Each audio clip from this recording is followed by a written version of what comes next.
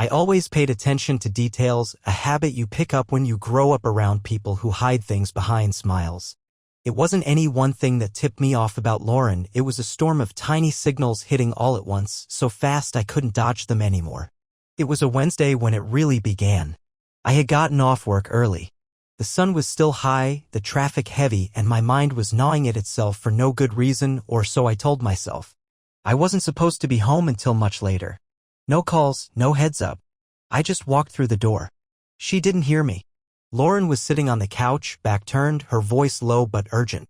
It wasn't her normal voice, the one she used with me, playful and sharp. This was different. Whispered, desperate, syrupy. I can't wait to see you again. Last night was insane.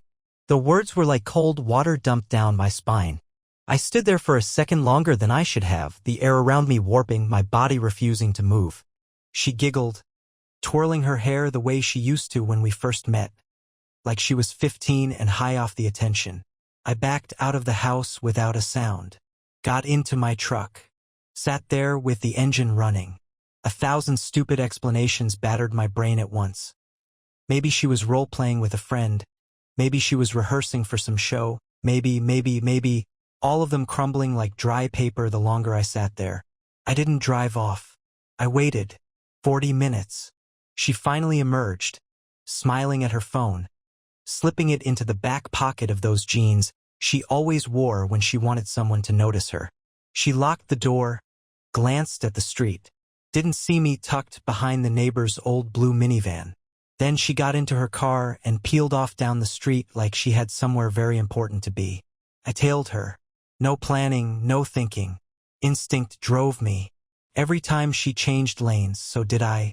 Every turn I followed, careful, breathing shallow. Lauren didn't go to the spa like she told me she would. She didn't meet up with any girlfriends either. She pulled into the parking lot of some no-name bar on the edge of town, the kind of place that didn't ask questions or check IDs too hard. I watched her. She sat in her car for a while, checking herself in the mirror, reapplying lipstick she never wore for me anymore. I thought about all the times she said she was too tired for anything. I thought about the way she pulled away when I tried to kiss her last weekend. Then he appeared. Some guy I didn't recognize. Taller than me, younger maybe by a few years, the kind of guy who wore his cockiness like cologne. He slid into the passenger seat of her car like he belonged there. Like he knew exactly what he was doing. They didn't talk. He leaned in immediately, pressing his mouth to hers like it was routine. Like it was already understood. I gripped the steering wheel, not even feeling the leather against my palms. My head buzzing with a high-pitched white noise. I didn't even have a plan for what I would do. Part of me wanted to get out of the truck and drag her out of that car by her lies. But something in me, something smarter, colder, told me to stay put. Watch. Learn. They didn't stay long. After a few minutes, they both got out and walked inside together. Her body language was sickeningly familiar. She used to walk next to me like that, head tilted just so, laughing too loud at every stupid joke. I didn't follow them inside. I sat there, gripping the steering wheel, and waited. Time dragged. Minutes became an hour. 2. When she finally came out, it was just her. No sign of him. She looked different, flushed, smug, satisfied. She got in her car and drove home, whistling to herself with the windows down. I waited another 5 minutes before heading home myself. The drive felt like a dream that was turning into a nightmare. Colors too bright, sounds too sharp. When I walked in, she was already in the kitchen, making herself a sandwich like nothing had happened. She glanced at me, her eyes cool and unreadable. "Hey babe," she said casually. "You're home early." I stared at her, wondering if she could feel the rage boiling just beneath my skin, wondering if she even cared. The thing about betrayal is it doesn't just cut you. Peels you open and leaves you raw for everyone to see. And this was just the start. I didn't say a word that night. Not one. I watched Lauren butter her sandwich, scroll through her phone, hum to herself like she wasn't wearing the invisible bloodstains of betrayal. She asked about my day. I lied. I told her it was fine. I needed time. I needed ammo. The next morning I played it cool. Went to work. Smiled at my coworkers. But the second my lunch break hit, I was sitting in my truck outside a dingy strip mall paying $300 to a private investigator named Mike who smelled like burnt coffee and regret. "They'll get you everything, man," he said, stuffing the cash into his jacket. "People like her? They slip up easy." And God, did she slip. Mike fed me everything over the next 72 hours. Photos, screenshots, times, locations. Lauren wasn't just cheating, she was living a double life. Different bars, different hotels, different men, plural. Not just the cocky bastard from the other night. It was a full circus. And I had front row tickets. Sunday evening, she came home smelling like cheap vanilla body spray and lies. She kissed me on the cheek, a kiss so light it barely touched skin, and said she was tired. Wanted an early night. I told her, "Sure, babe. You deserve it." Smiling like a shark. She disappeared into the bedroom. I sat in the living room, lights off, waiting.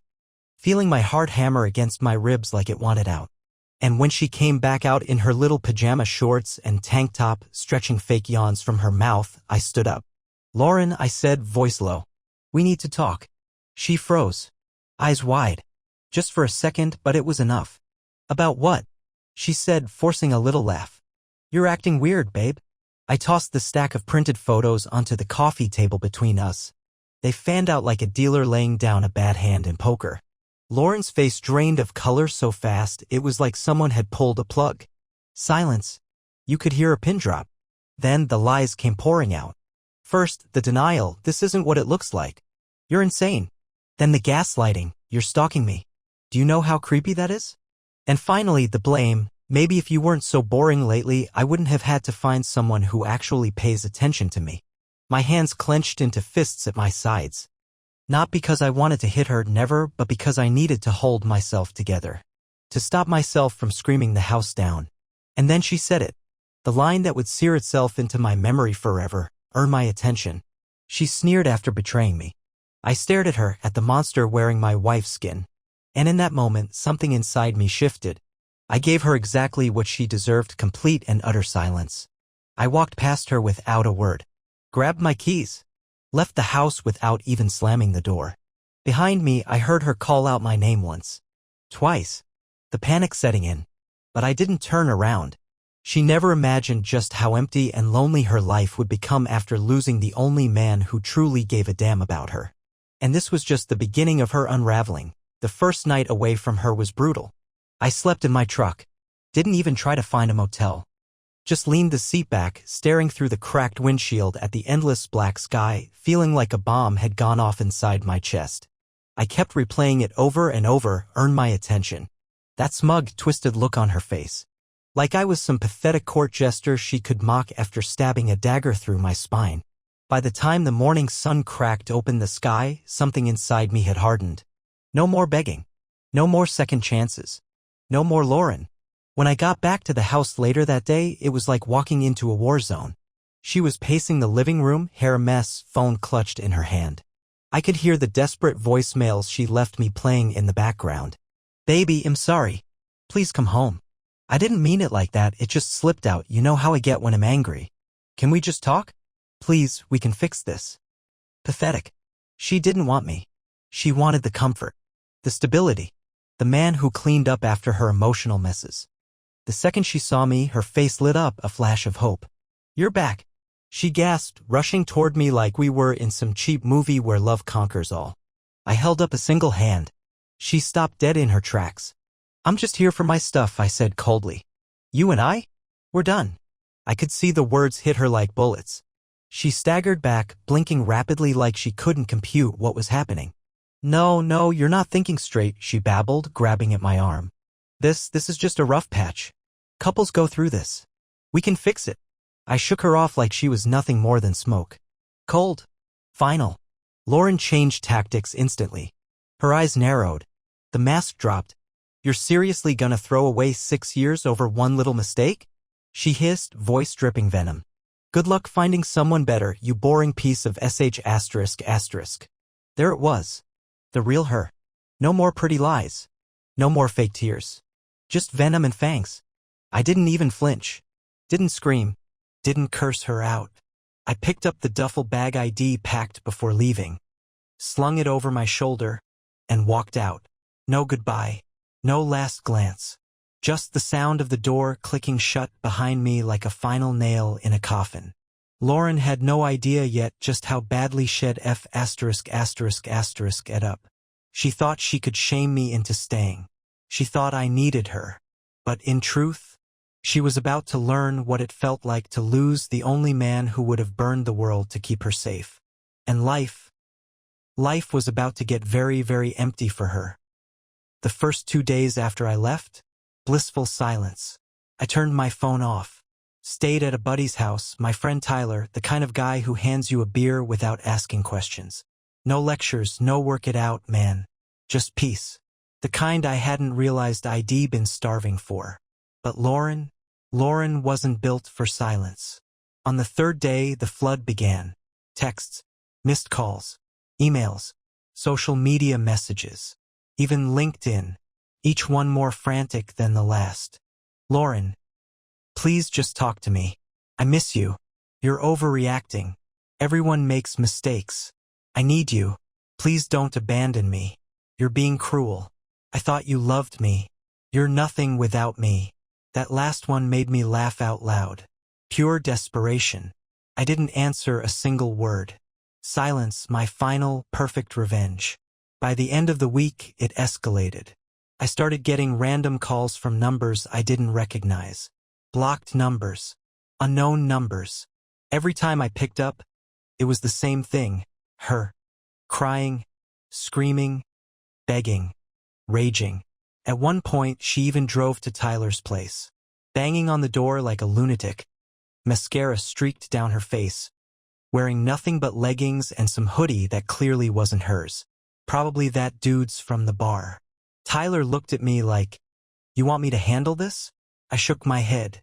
Walked to the door myself. Opened it. Looked her dead in the eye.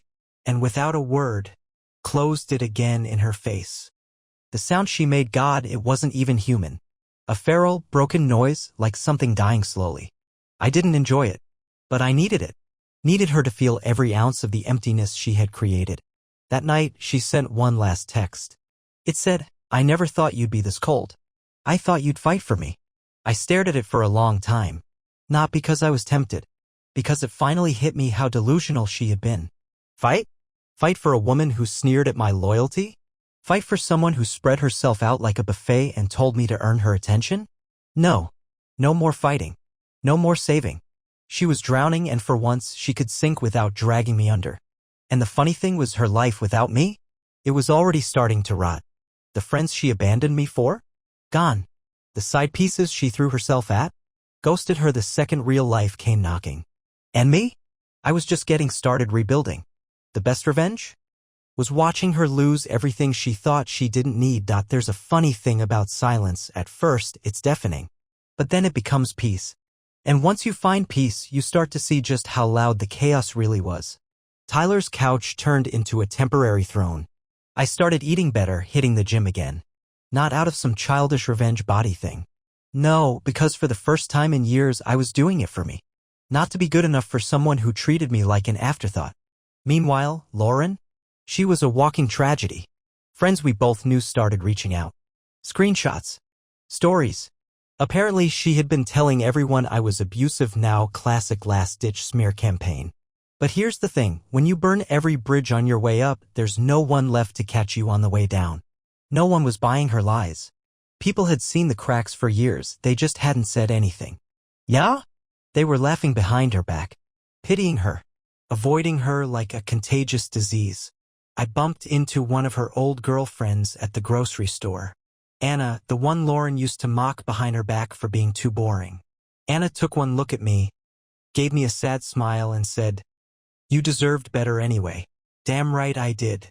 Later that night, around 2 a.m., my phone buzzed again. I almost ignored it, but something made me look. A photo. Lauren, sitting alone on the curb outside our old house. Hair a mess. Makeup smeared. Holding a half-empty bottle of something cheap. Caption. "Is this what you wanted? To see me like this? Alone?" I didn't reply. Didn't even save the picture. I just turned my phone off and went back to sleep. Because yes, Lauren, this was exactly what you earned. This was the life you built when you decided the man who would have walked through fire for you wasn't exciting enough. And me? I was finally free. Free to rebuild. Free to breathe.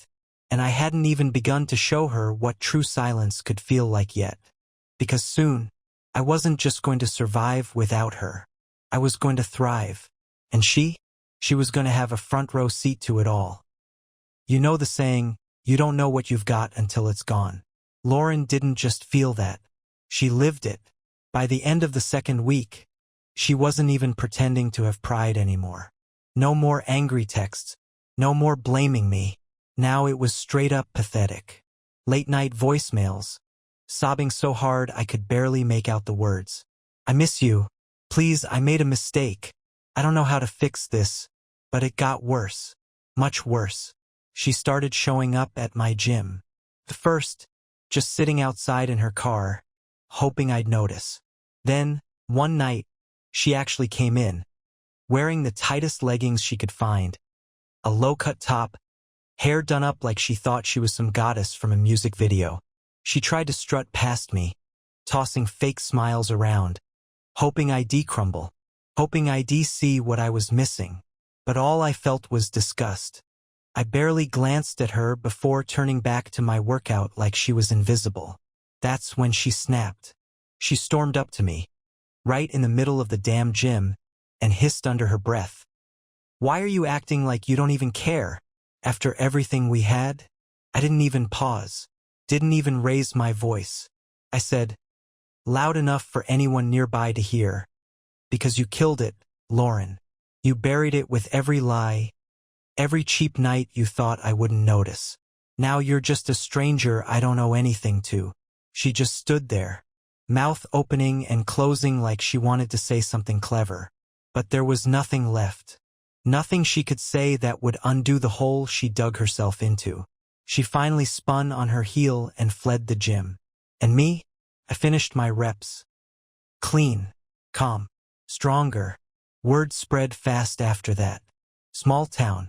People talk. It wasn't long before I started getting DMs from people I barely knew. Women Lauren used to laugh at, mock, think she was better than. Now they were sliding into my inbox, tossing compliments, asking how I was doing. Funny, right? When the dust clears, you finally see who was really watching. Meanwhile, Lauren, last I heard, she got fired from her job. Too many missed days, too much drama. She was couch surfing between people who barely tolerated her. The men she had betrayed me for? Gone without a second thought. No stability. No loyalty. No future. Just her. And her loneliness. Exactly what she sneered at me about came right back and devoured her. And the best part? I didn't have to lift a finger. She ruined herself beautifully. It's funny. When you finally cut out the poison, everything else starts to heal. New opportunities started popping up out of nowhere. Tyler's brother hooked me up with a management position at his company. More money, better hours, real respect. I upgraded from crashing on couches to renting a sleek downtown apartment. One with huge windows and a skyline view that made every sunrise feel like a personal victory. Every morning I woke up without Lauren's shadow hanging over me. I felt lighter. Sharper, more alive than I'd felt in years. And Lauren? She wasn't just stuck. She was rotting in her own choices. Word on the street was that she had tried sliding back into the DMs of some of our old mutual friends. Most of them didn't even answer. The few that did, used her, dropped her, forgot her. She had burned her looks faster than she thought possible. Stress will do that to a person. No glow, no charm. No sparkle left. Just a ghost of the woman she used to be. And even that ghost wasn't invited anywhere anymore. But Lauren still had one trick left. One last desperate move she thought might work. It happened at a mutual friend's wedding. I almost didn't go, but Tyler talked me into it. Said it was time to show people I wasn't hiding. I showed up clean-shaven, sharp-dressed, feeling like a damn king. And sure enough, there she was. Lauren. Across the room. Thin. Pale. eyes hollowed out from too many nights crying into empty bottles. She saw me, and you could see it, that flicker of hope. That old, poisonous hope that maybe, just maybe, she could slither her way back. She waited until I was alone near the bar. Sashayed over, fake smile glued to her cracked lips. "Hey," she said, voice trembling just enough to sound fragile. "You look amazing." I didn't even pretend to smile. Didn't even pretend to feel anything. I sipped my drink, looked her dead in the eyes, and said, "Thanks. You look exactly like the choices you made." Her face collapsed. Right there, in front of everyone. No screaming. No scene. Just pure, public humiliation delivered with perfect, surgical precision. She turned and rushed out of the room. Vanished into the night like a bad memory finally fading away. And me?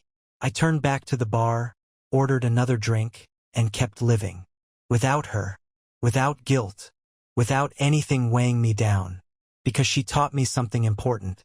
When someone shows you they're willing to betray you once, they'll do it again. And again. Until there's nothing left of you but pieces. Not me. Not anymore. After the wedding, Lauren didn't just disappear. She evaporated. It's like she realized, finally, fully, there was no road back. No grand apology that could fix it. No pity to manipulate. No man left standing at the end of her battlefield. The next few months, I barely thought about her. New job. New friends. New me. Meanwhile, her name kept popping up in whispers. Like the ghost of a scandal no one wanted to touch. Someone told me she had moved into a sketchy studio apartment across town, the kind of place where the doors don't close right and the neighbors scream through the walls at 2 a.m. The kind of place you end up in when you've spent everything good you ever had. She tried dating again. Tinder. Bumble. Anything that would give her the validation hit she craved. But every guy she caught dropped her just as fast. Because brokenness like hers? It leaks through no matter how much makeup you smear over it. One of Tyler's buddies matched with her on an app told me she showed up to the first date 3 drinks deep, trying too hard, laughing too loud. Said it was sad more than anything. Said it felt like watching someone try to dance in a burning building. And the worst part for her? Nobody cared anymore. The women she used to hang out with? They'd moved on. Grown up. Started families. Built real lives. Lauren was stuck, desperate, clinging to fading memories of nights where she was the center of attention while the world turned the page without her. She started posting these cringy Instagram stories, motivational quotes about self-love and healing. Pictures of empty wine glasses. Fake smiles that cracked around the edges if you looked too closely. It was all a performance. One big, sad, crumbling stage play for an audience that had already left the theater. And every time I heard another little update about her, another job lost, another hookup gone wrong, another bridge burned, I didn't feel anger. I didn't even feel pity. I felt nothing. Just a clean, clear sense of justice. She made her choices. She rolled the dice. She threw away a man who would have given her the world for a few cheap nights and a handful of shallow attention. And now? She had exactly what she earned, nothing. No one. Nowhere to go. Meanwhile, me? I wasn't just surviving. I was thriving in a world she had no access to anymore. And every sunrise, every smile, every genuine moment of peace was another reminder that sometimes the best revenge is simply living the life they can only dream about. Time has a way of sharpening certain memories until they don't hurt anymore. They just teach you. I don't dream about her. I don't wake up wondering what if. There's no ghost of Lauren hovering in my mind anymore, only the hard, cold lessons she branded into my soul. She taught me that loyalty is a gift, not an obligation. That once someone throws it away, there's no tape strong enough to put it back together. She taught me that love isn't begging someone to notice you. It's not dancing harder for scraps of their attention. It's not bleeding yourself dry to fix someone who enjoys watching you suffer.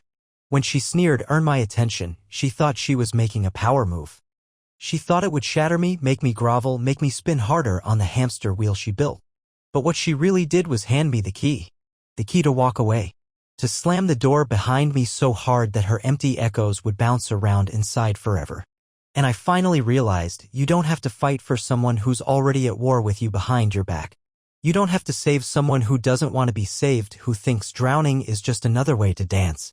Every late night I spent wondering what I did wrong. Every sick feeling in my gut I ignored. Every time I tried to love her harder hoping she would meet me halfway. All of it taught me the most important truth of all: my worth isn't up for debate. And it damn sure isn't something you have to audition for.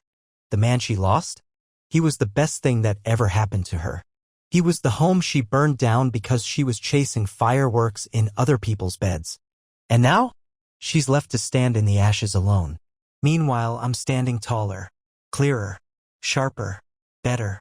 Because when you walk through betrayal and come out the other side, you don't just survive. You become untouchable. And no matter what pathetic games she tries next, no matter how many times she tries to crawl back, she'll never touch this version of me again.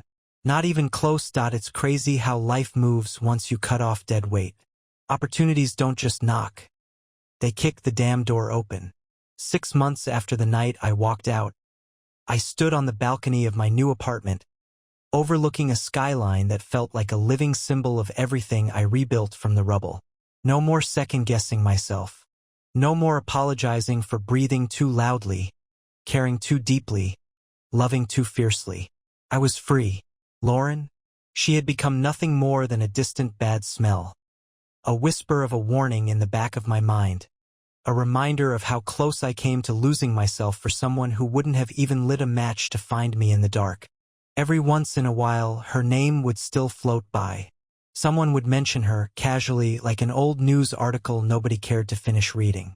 Last I heard, she was bouncing between minimum-wage jobs, still chasing the same shallow thrills that left her emptier every time. She tried, once or twice more, to claw her way back. A random friend request, pathetic text, an accidental bump at the grocery store.